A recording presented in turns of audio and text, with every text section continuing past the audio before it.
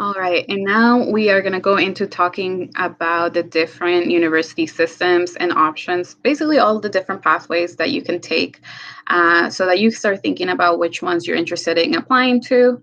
And the very first one that we want to talk about is the California State University system, but you're going to hear us talk about it a lot as the CSU. So there are many campuses. There are actually 23 campuses total in California that are part of the California State University system.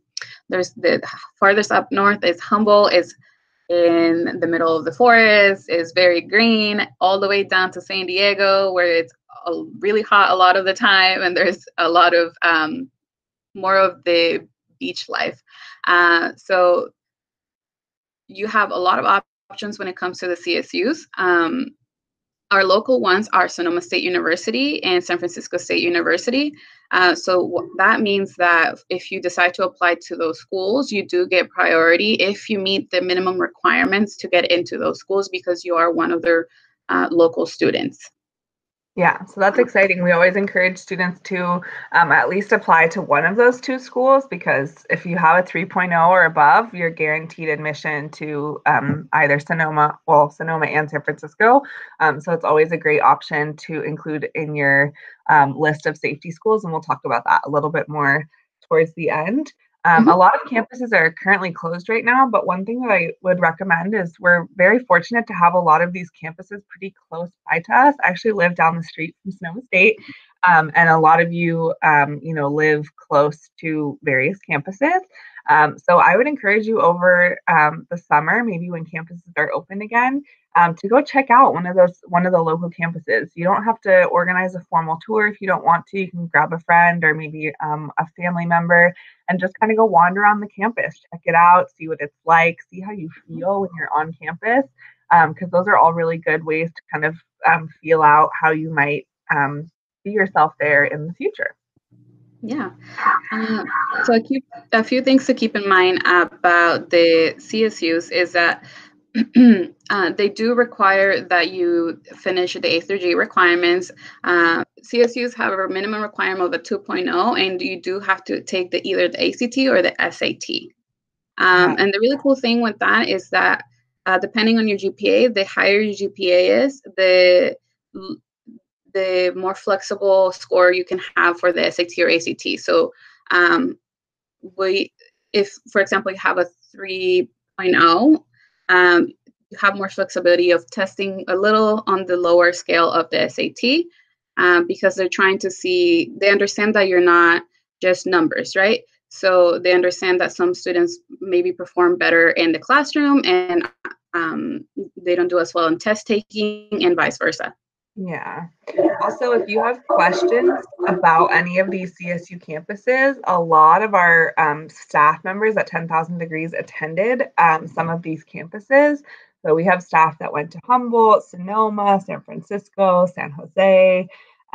We have staff that have visited a lot of these campuses. I've actually been to, I think, like 21 of the 23 CSU campuses.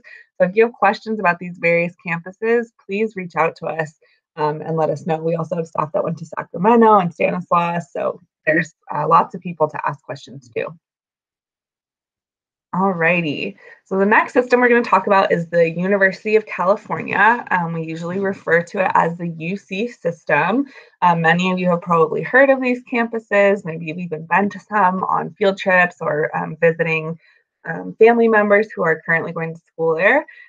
There are 9 campuses for undergrad. There's actually a total of 10 because UCSF is one of their graduate campuses, but 9 schools for undergraduate. The furthest north is UC Davis, and then the furthest south is San Diego. And there's several campuses in between. Again, we have staff that have attended almost every single one of these campuses too. So if you have questions, you can ask them. I myself went to UC Santa Cruz, and we mentioned that Gladys went to Berkeley. So the thing that's a little bit different about the UC campus is that their entrance requirements are a little bit higher.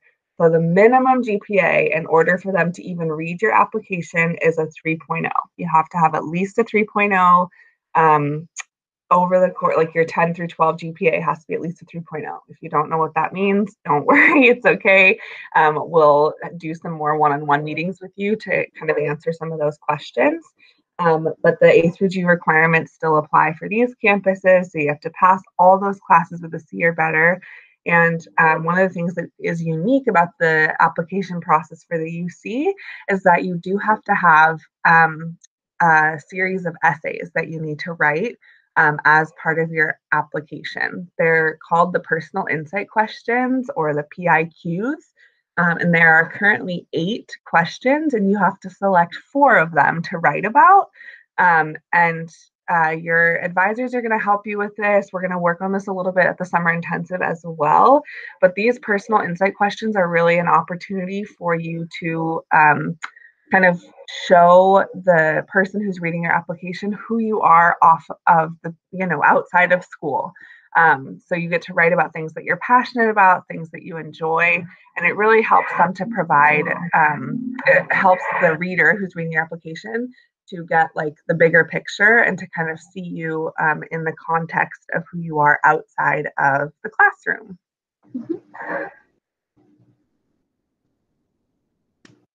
All right. And like we've been talking about before, one of your options is also attending a community college. And the 2 local community colleges that we have is Santa Rosa Junior College and College of Marin. Santa Rosa Junior College has 2 campuses. There's one in Petaluma and there's one in the city of Santa Rosa. And College of Marin also has 2 campuses, but their main campus, where all of their general courses are that freshmen will be taking, is down at Kentfield. But they do have a satellite campus in Novato. And so community college is an option for all of you. We actually make it a requirement that every single 10,000 degree student applies to at least one community college, because it's about still keeping your options open. You don't know what's going to end up happening by spring of your senior year. So we want to make sure that that's also something you keep in mind for the entire time. So we do ask you to complete some of the general requirements to sign up for those community colleges. And like Jason mentioned, these 2 schools are actually feeders to one of our local UCs, which is UC Berkeley. And one of the fun facts that I like to tell students, because I went to community college, is that your chances of getting to those bigger schools that are a little bit more rigorous are better as a transfer student than as a community college student.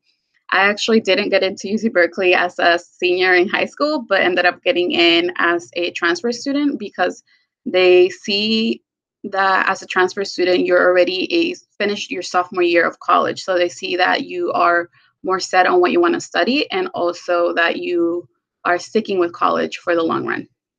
Definitely. I think there's also a lot of myths about the community college system. A lot of students feel like, like maybe that's an easier option, or, there's lots of different things that I'm sure you all have heard from your peers. But one thing I like to remind students of is that the minimum requirement for a professor to teach at the community college is a master's degree. You have to have a master's degree in order to be able to teach at the community college. So your professors a lot of times are world-class professors, people who have taught in all kinds of systems. And one of the huge benefits of starting at community college is that your class sizes tend to be a lot smaller than if you're starting at like a UC or a CSU. And you really get that opportunity to know your professors better and get more individualized support. So we definitely want to make sure that any myths that you have heard, anything that you've heard about the community college, check in with us about it, because we can definitely provide you more information if you are curious about some of the things that maybe you heard or haven't heard about community colleges.